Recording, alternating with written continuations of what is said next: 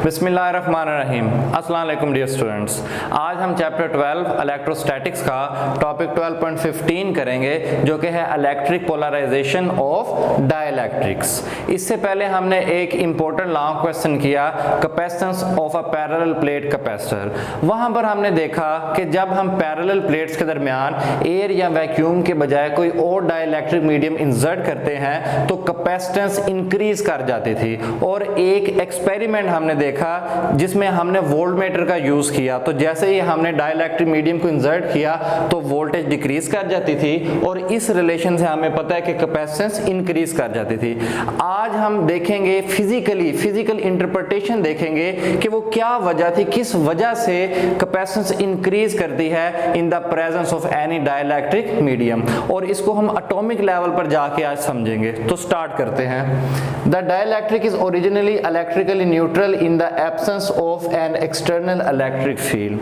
हमारे पास कोई भी एटम ले लें किसी भी डाइइलेक्ट्रिक मीडियम का, वो बगैर किसी एक्सटर्नल इलेक्ट्रिक फील्ड के इलेक्ट्रिकली न्यूट्रल होता है। फॉर एग्जांपल यहाँ पर मैंने एक एटम ड्रा किया है, तो ये फिलहाल न्यूट्रल है, इसका पॉजिटिव और नेगेटिव चार्ज का जो सेंटर होता है वो सेम होता है।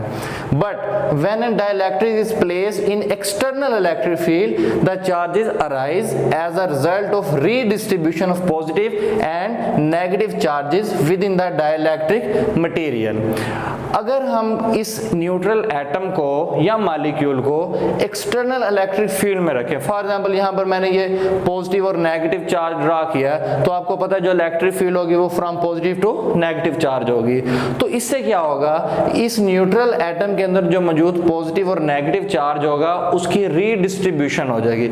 मतलब कि ये जो पॉजिटिव चार्ज है ये अट्रैक्ट करेगा इस नेगेटिव चार्ज प्लेट की तरफ, या फील्ड की ऑपोजिट डायरेक्शन में मूव करेगा ये नेगेटिव चार्ज, और ये जो पॉजिटिव चार्ज होगा ये फील्ड की डायरेक्शन में मूव कर जाएगा। तो हमारे पास ये जो एटम था, जो पहले बिल्कुल आपको एक दायरे, एक स्फीयर की तरह नजर आ रहा था, अब यहां पर देखें वो एक सिलेंडर की तरह हो गया। इसका जो पॉजिटिव चार्ज है वो एक साइड पर चला गया है, किसकी तरफ, जिस तरफ इलेक्ट्रिक फील्ड मूव कर रही थी। तो जो इलेक्ट्रिक फील्ड है वो आपके पास कहां से कहां होगी, फ्रॉम पॉजिटिव टू नेगेटिव। और इसी तरह जो नेगेटिव चार्ज था इस न्यूट्रल एटम का वो मूव कर गया इस पॉजिटिव चार्ज की तरफ, जो एक्सटर्नली आपने इसको प्रोवाइड किया है। तो ये जो रीडिस्ट्रीब्यूशन हुई है चार्जेस की एक न्यूट्रल एटम के अंदर, इसको हम बोलते हैं जी इलेक्ट्रिक पोलराइजेशन। तो ये एक डेफिनेशन के तौर पर आपके पास आ सकता है जी, डिफाइन इलेक्ट्रिक पोलराइजेशन। ये कोई लॉन्ग क्वेश्चन नहीं है। नेक्स्ट आगे ये जो चीज आपके पास बनी है इसको क्या बोलते हैं जी, dipole. Two equal and opposite charges separated by small distance make a dipole. तो ये डाइपोल की डेफिनेशन भी आप अच्छे से याद कर लें। अब जरा हम देखते हैं कि जिस टाइम हमने डाइइलेक्ट्रिक मीडियम को इंसर्ट किया तो इस डाइपोल बनने की वजह से या इस पोलराइजेशन की वजह से किस तरह कैपेसिटेंस इंक्रीज कर गई। तो यहां पर आप देख सकते हैं कि फिलहाल एयर या वैक्यूम है, तो ये जो मैंने फील्ड ड्रा किया ये इन प्लेट्स की वजह से प्रोड्यूस होने वाली फील्ड है जो पॉजिटिव से नेगेटिव की तरफ है। ये आपने कैपेसिटर को एक दफा चार्ज करके छोड़ देना ताकि उसका जो चार्ज है वो कांस्टेंट रहना, ज्यादा होना कम हो। यहां पर आप देखें मैंने क्या किया, एक डाइइलेक्ट्रिक मीडियम इन प्लेट्स के दरमियान इंसर्ट कर दिया। जैसा कि आपको मैंने बताया कि डाइइलेक्ट्रिक मीडियम को जिस टाइम आप एक्सटर्नल इलेक्ट्रिक फील्ड में रखते हैं तो उसकी पोलराइजेशन हो जाती है, पॉजिटिव चार्जेस एक साइड पर और नेगेटिव चार्जेस एक साइड पर मूव कर जाते हैं, लेकिन एज अ होल वो फिर भी न्यूट्रल ही होता है। तो यहाँ पर देखें ये आपके पास मैंने ढेर सारे एटम्स ड्रा किए हैं, होते तो वैसे आपके पास लाखों करोड़ों एटम्स हैं, लेकिन फिलहाल यहाँ पर मैंने कुछ एटम्स ड्रा किए हैं, इनको जरा बड़ा करके ताकि अच्छी अंडरस्टैंडिंग हो सके।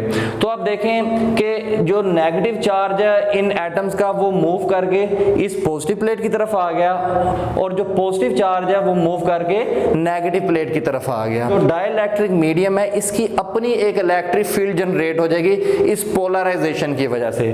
उसकी डायरेक्शन क्या होगी, ये देखें पॉजिटिव सारा चार्ज इस तरफ चला गया, नेगेटिव सारा इस तरफ आ गया।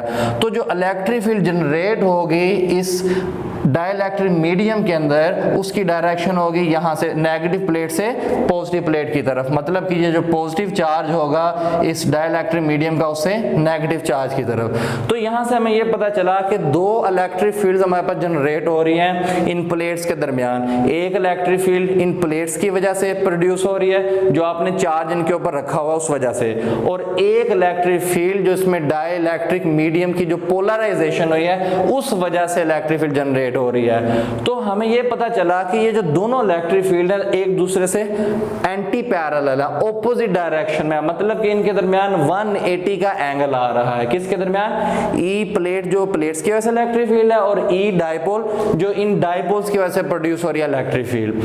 तो जो नेट इलेक्ट्रिक फील्ड हमारे पास होगी वो पहले की निस्बत कम हो जाएगी। वो क्यों? क्योंकि दोनों जो फील्ड्स होंगी वो एक दूसरे को कैंसिल करेंगी, दोनों ऑपोजिट डायरेक्शन में, ये दोनों वेक्टर क्वांटिटीज दी हैं। तो जो नेट इलेक्ट्रिक फील्ड हमारे पास होगी वो जो ई प्लेट्स है उसमें से हम माइनस कर देंगे वो जो पोलराइजेशन की वजह से इलेक्ट्रिक फील्ड प्रोड्यूस हो रही थी, तो नेट इलेक्ट्रिक फील्ड हमारे पास पहले की निस्बत कम हो जाएगी। तो ये रिलेशन हमने पीछे पढ़ा हुआ है इसी चैप्टर के अंदर, बिल्कुल स्टार्ट में electric field as a potential gradient वाला relation, E is equal to minus del V over del R, वहां से हम ये लिख सकते हैं V is equal to E into D. तो अगर इलेक्ट्रिक फील्ड हमारे पास कम हो जाएगी तो इस रिलेशन से हमें पता चल रहा है इलेक्ट्रिक फील्ड अगर कम हो जाएगी तो इलेक्ट्रिक पोटेंशियल भी हमारे पास कम हो जाएगा।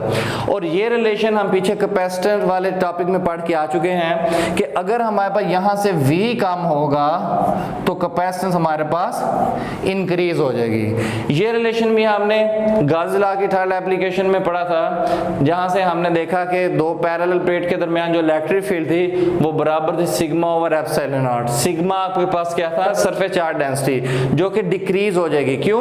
हमें यहाँ से नजर आ रहा है कि हमारे पास इलेक्ट्रिक फील्ड डिक्रीज हो रही है, इलेक्ट्रिक फील्ड इस सरफेस चार्ज डेंसिटी के डायरेक्टली प्रोपोर्शनल है, तो फिर सरफेस चार्ज डेंसिटी भी आपके पास डिक्रीज हो जाएगी। तो मुख्तसर अगर मैं इसको एक इक्वेशन में लिखूं तो ये मैंने यहाँ पर एक बॉक्स में ये रिजल्ट लिखा हुआ है, इसको अच्छे से आपने याद रखना है कि हमने देखा कि हमारे पास जो जब हमने कोई डाइलेक्ट्रिक मीडियम इंसर्ट किया पैरेलल प्लेट कैपेसिटर में तो इलेक्ट्रिक फील्ड जो टोटल थी उस मीडियम की वजह say that will be decreases, और उस वजह से हमारे पास जो इलेक्ट्रिक पोटेंशियल है वो भी डिक्रीज कर जाएगा और सरफेस चार्ज डेंसिटी भी डिक्रीज कर जाएगी। तो फाइनली हमने देखा कि हमारे पास जो कैपेसिटेंस होगी वो इंक्रीज हो जाएगी। ठीक है, तो बेटा ये आज का टॉपिक था, मैं इसको एक दफा फिर रिवाइज कर देता हूँ कि हमारे पास शुरू में कैपेसिटर की प्लेट्स में एयर या वैक्यूम था तो सिर्फ एक ही इलेक्ट्रिक फील्ड थी, लेकिन जैसे हमने डाइलेक्ट्रिक मीडियम इंसर्ट किया उसकी पोलराइजेशन हुई तो एक और इलेक्ट्रिक फील्ड प्रोड्यूस होगी